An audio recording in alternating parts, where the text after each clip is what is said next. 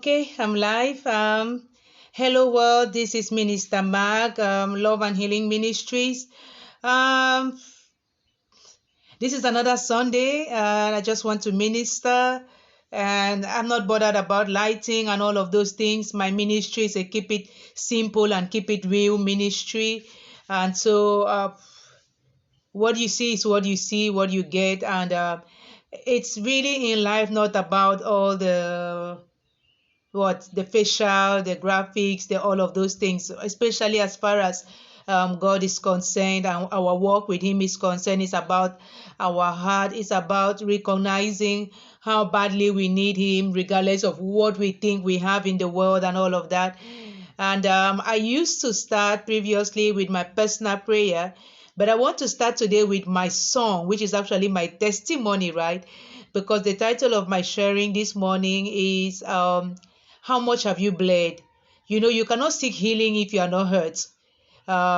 You cannot tell about His goodness if He hasn't, brought you out from somewhere. The woman with the issue of blood in the Bible in Matthew 9:20 to 22, her story is a song and it's something many people kind of like rely on and everything, because there was an issue and there was a journey and then there was a healing, a supernatural one. So let me sing some of the song and then go quickly into my sharing, and then kind of start my day, because it's barely, maybe not even up to 7 a.m. I just felt like Jesus used to like to get up early and go to a quiet place and pray. Let me do my own ministration on IG early in the morning, and then have the day to do whatever other thing I have to do. So the title of my song is He Changed My Story. My voice doesn't matter, the message matters and all of that. But I hope I'm not going to do a scary song, right? I'm not going to sing it in a way that somebody wouldn't want to hear at all. And I love closing my eyes when I sing because I really feel it. He changed my story. His name is Jesus Christ, Son of the living God. He changed my story. La la la la. La la la la. La la la la. La la la la la. Like Mary I sought him, like Simeon I honored him, like Magdala I loved him, like Paul I served him. La la la la, la la la la, la la la la, la la la la la. Oh my sisters, oh my brothers, let me tell you of this great Jesus. He loves you plenty. He gives you plenty. He needs you plenty. He heals you plenty. Okay, next time I'm going to sing all of this song. And, this is just part one of this series. I don't know how many parts I'm going to have in this series about how much have you bled. I'm not going to read that passage of the woman in the Bible, but it's Matthew 9, verse 20 to 22. So anybody who wants to read it can go and read it. My ministry is really about me showing how much God has healed me, and hoping that I inspire, motivate people to really turn to Him with their problems. The whole precept of my ministry is based also on come to me, all you who labor and are heavy laden, still from Matthew. So I think that I really have this assignment around the gospel and all of that. But I mean, we all grow, so the ministry is probably going to grow, and things can shift and all of that. But in the meantime, it's really my own journey too, to healing, to love, and to ministry, which is something that I didn't know that I could ever get to. I mean, there was a time when I didn't even want to catch anybody talking to me about God and everything. I just wanted to have my relationship with God and stay quiet with that. I didn't want all of that noise and everything, but today I'm the one making noise about God. Praise Him. So that's how beautiful it is. And I'm on this abstinence with commitment journey for 365 days, and I'm also on a current spiritual journey. I don't just want to say fast, because my spiritual journeys are always more than just the fasting from food for 14 days, and today is day 7, because 14 days in January each year. I do this to usher in my birthday. I'm born on the 18th of January. So from the 3rd of January to the 17th, I'm really kind of away. And I didn't even know that I was going to be able to do this ministration on IG Live. And I was like, Father, do I do that? Or am I just to cut away completely? And he was like, no, you're allowed to do that. And you have to do your daily vlogs on your YouTube channel. So if you want to watch my daily vlogs on this abstinence with commitment journey and how I'm embracing it and what the journey is comprising for me and all I'm learning through this journey and everything, please you can want to subscribe to my YouTube channel, Mag and God, or just go check it out and stuff like that. But for me, it's really like it's such a personal thing. It's between God and I, and I'm like, well, Father, if there are not many people there, thank you, because I don't even know how to interact. I don't want to really. I'm doing all these things for you. I'm just walking in obedience, but the crowd, not yet, not yet, Papa. Like, please, please, please, just keep preparing me, but not yet, not yet. So I see it growing on IG also, and I'm like, thank you, Papa. Yeah, but I don't have, I don't know how well I can do with really keeping the vibe, the crowd, the comments, and responding, and all of those kind of things. So my journey, how much have I bled? Because when I talk about healing, I talk about my story with God. I talk about that. How much have I bled? Like this healing. Like, have I received it? Am I receiving it? Is it for real? Oh yes. I have written 8 memoirs, and in each of them, some of my bleeding is portrayed, and the healing also that I got from it. So it's on the Amazon, right? My name is Maria Banga. So if you just Google Maria Banga, you're going to see it, and you could get any of those books and read. On this journey, this 14 days journey, one of the books that I was instructed to use once more is my No More Playing Russian Roulette with God, my journey from a searching soul to a serene soul. And I work in obedience, and so I do that. There are actually 2 books I'm using, but I just realized that the second book I'm using is not for ministration here, it's for my therapy practice. So I mean, this 14 days is actually themed preparation. So preparation for my new age, preparation for my ministry, preparation for more of me, more of God in everything I do, my practice, my as a barrister, as everything that Mag is. But really God, he works in wonderful ways. So I will be picking out from this chapter, a near fiasco of a journey into adolescence. And each chapter of this book starts with a passage from the Bible. Like, I just put it there. I put the passage and the reference there, but I don't really recall like writing what it says exactly. But I think I do in this one. Proverbs 3 verse 4 to 5, which actually says, get wisdom, get understanding, forget it not, neither decline from the words of my mouth. Okay, so the message on how much have you bled. This is what I write myself. You are an inquisitive type in a home and society where that is not appreciated, tolerated, nor fostered, to say the least. You dabble. That's what I did, and it cost me several twists and turns, although I have come to see it was all those tests which will become my testimony. Yes, don't be ashamed of your testimony. The psalmist says in Psalm 119 verse, I'm getting used to getting these verses correct and being here with my Bible, the E1, so it's easy for me to go to where I want to go.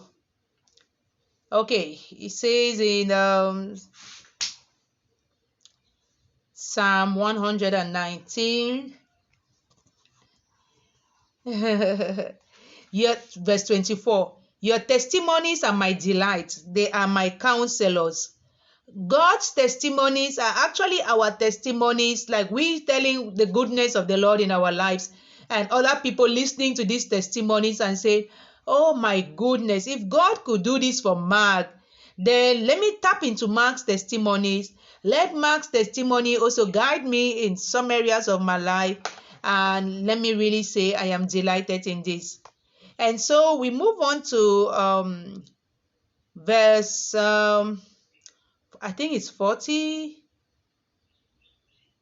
verse 46, which says, I will also speak of your testimonies before kings and shall not be put to shame. No, I shall not be put to shame.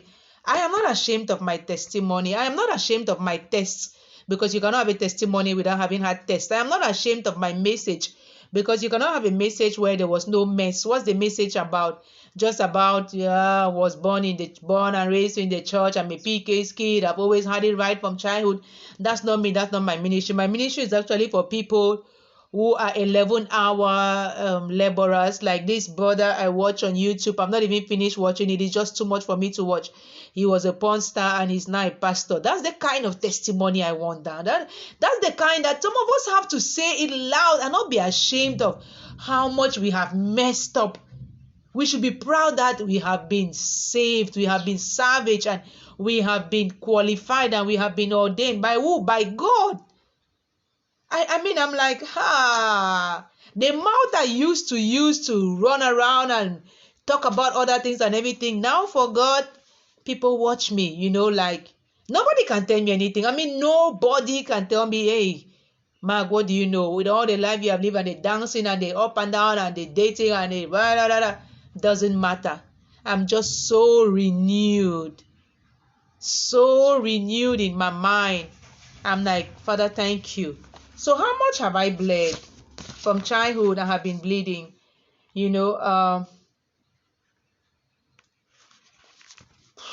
really need to read my book. But let me just kind of say, from childhood, from just not knowing who I am, from the child abuse, from the spankings and spankings and spankings, skinning you alive. For whatever reason, I don't know why I used to be beat up so bad. My parents divorced, which really just messed me up and put me in a situation of like having to take care of my siblings and jump and steal and do all of those kind of things, and affected me. Oh, from the child abuse, from the sexual abuse, sexual molestation from a cousin, and that was terrible. And when I think today that I am a heterosexual, so why did a woman have to do this to me, and stuff like that. What do I say about the other child abuse I suffered also from my stepmother? This lasted for 2 years. Okay, our stepmom was the types you watch on scary movies. Chubby, pretty, but poignantly mean. She had them instructions and I had to find way to circumvent them, which means stealing, jumping over the fence and all of that. My brother and I endured mean stepmom for 2 years. My brother was diagnosed with epilepsy at the age of 11 and was on medication. And we were locked up. We were kind of resigned to our room, like they should not catch you out unless you are going to the loo, which was like opposite the room. So the loo is still my safe haven up to today, and it was also for my brother. So yes, the bleeding, I have really bled in my life. And then there's also this bleeding. Wouldn't a boyfriend of my own be the next best thing? I did have many, maybe too many for my liking. Seriously, I can never count them all. Still amazed at all the interest from the opposite sex. I want to maybe stop here today, but I'm just going to read the last part. I watched an episode of this podcast or whatever called Dear Future Wifey, the last one I think, And it was a conversation between the host and some lady about body counts, if it matters, and the host had done a reel and said he's not going to be intimidated by his future wife's body count, whether she's had 25 to 35 sexual partners. That doesn't matter to him, probably because he knew that he himself he has had his own history.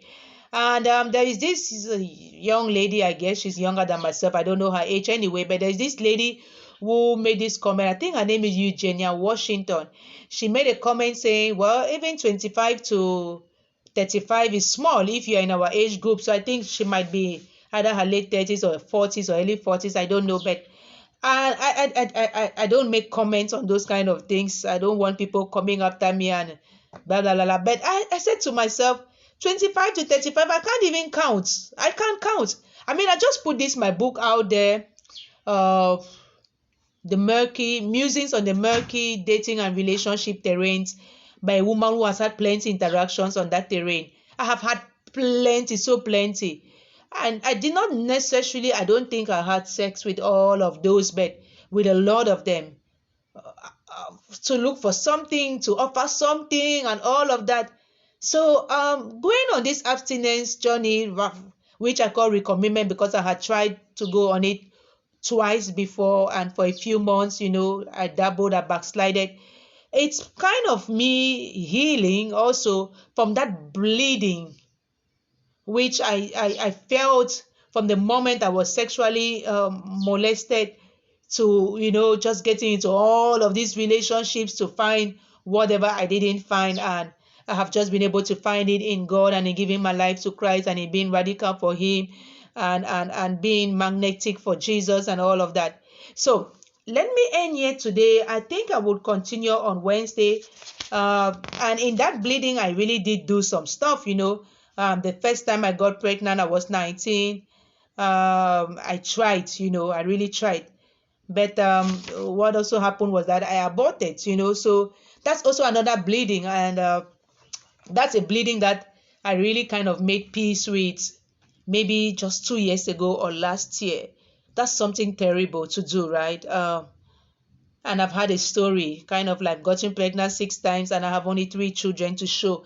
So I have bled a lot, and I will continue on Wednesday or on Sunday by grace, But I just want to encourage anybody who has bled in their life, like this woman with the issue of blood, not to stop to look for your healing.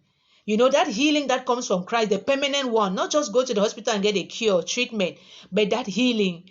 And he says it in his word, come to me. So come to him. Do not bother about whether you were first an atheist, a Satanist, or whatsoever. There's sometimes so much judgment and condemnation in the world, but no, the Bible tells us there's no condemnation in Christ. So who qualified by who to condemn you, to judge you? I don't get into that at all.